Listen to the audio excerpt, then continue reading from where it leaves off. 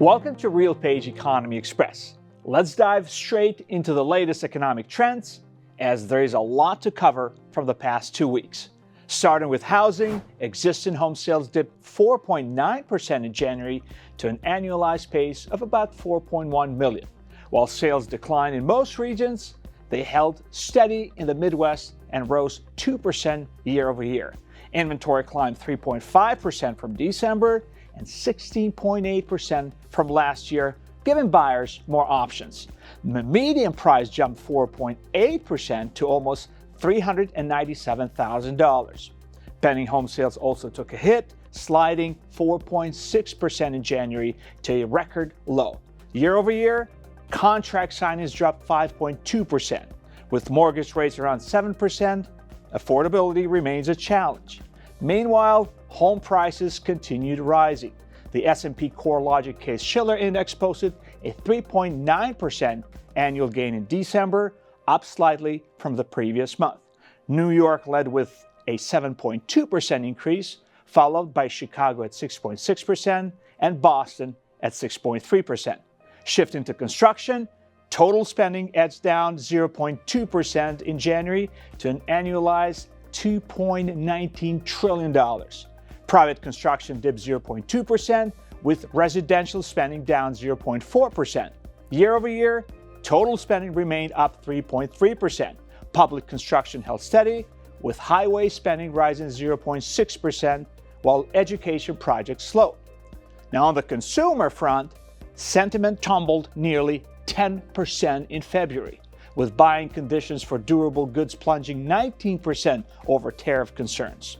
Year-ahead inflation expectations jumped from 3.3% to 4.3%, the highest since late 2023.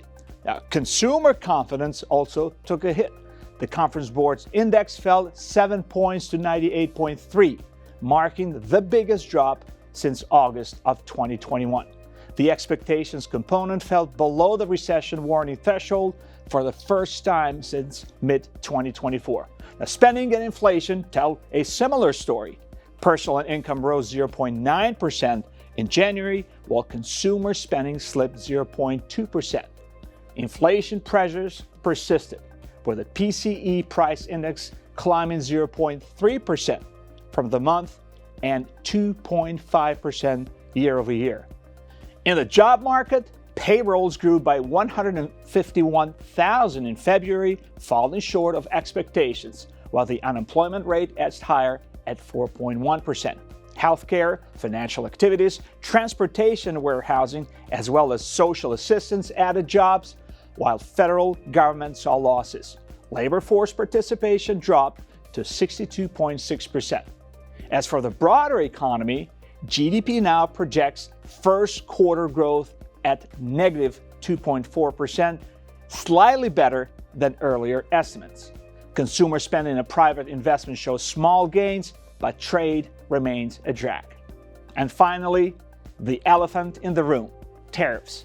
While it's too early to measure the full impact, delays in construction are likely, as many building materials and furnishings are imported. About 125,000 units are set to deliver this quarter, with another 126,000 next quarter. Whether they stay on track remains to be seen. Hopefully, the impact is minimal. So, what's the bottom line? Well, the economy is cooling.